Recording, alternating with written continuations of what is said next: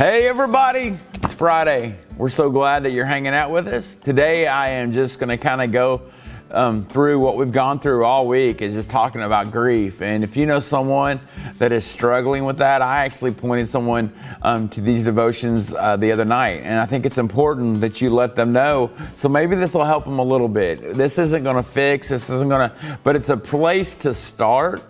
And then you can go from there. And one of the things that we talked about yesterday was having a church family. So we want you to know, we would love to have you here at Christ Church. We'd love that. But you need to make sure you find a place that you fit in, that you can be a part of, and that you can trust the leadership. That's all important things when you look at a church. And we would love to have you here at Christ Church. So there's my plug.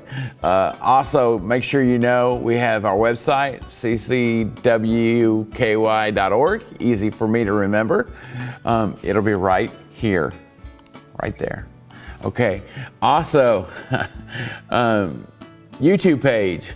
Check it out. I don't know if I can go right here for that because I don't know what you do there. But anyway, YouTube page, and one more thing, Facebook page. Got it. Remembered it. Good job, Dave. So that's enough talking. Let's go. God uses grief to help us grow. I talked about church family yesterday, but when we have grief, and I know personally, it helped me more to be reminded of where my faith comes from.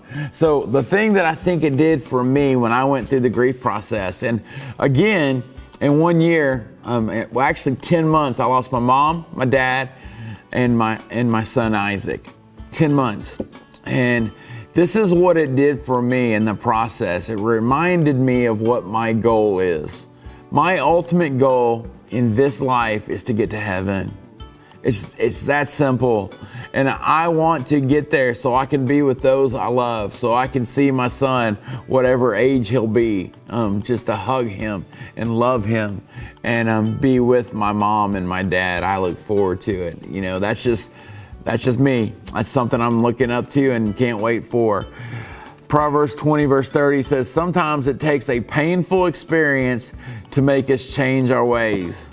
There's some truth to that. It's a hard text to hear, but listen, when you go through something, here's the other thing I want to tell you. When you go through grief, you're able to talk to people who's been there. And one of the things I can tell you is when I had that process starting for me, and with my son passing, a fellow pastor out in Phoenix, Arizona called me up and he said, I'm so sorry you're in this club.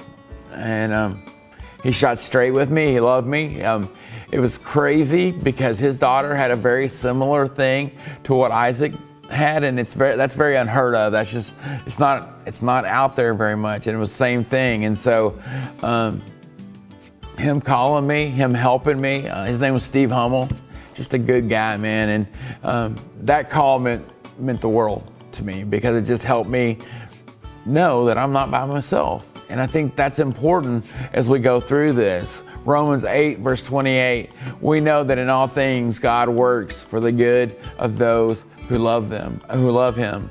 That's it right there. When you know God works, period, that's the key as you go through the grief process, is allowing him to work in whatever you're going through and whatever hurt you have.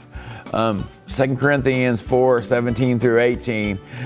These troubles are getting us ready for an eternal glory that will make all of our bodies seem like nothing. All of our troubles seem like nothing. Things don't last forever, but things that are not seen are eternal. That's why we keep focused on the things that can't be seen. So here's what I want you to say. Heaven's the goal.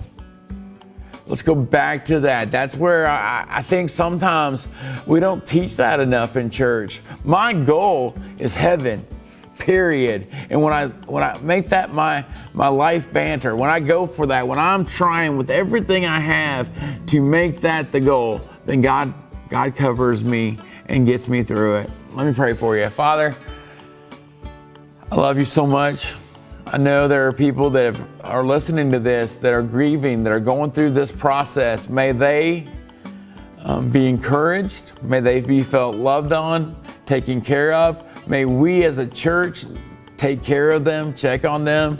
And may we all be honest together and say, God, we want to see you again. Heaven is our goal. And may that be our hope.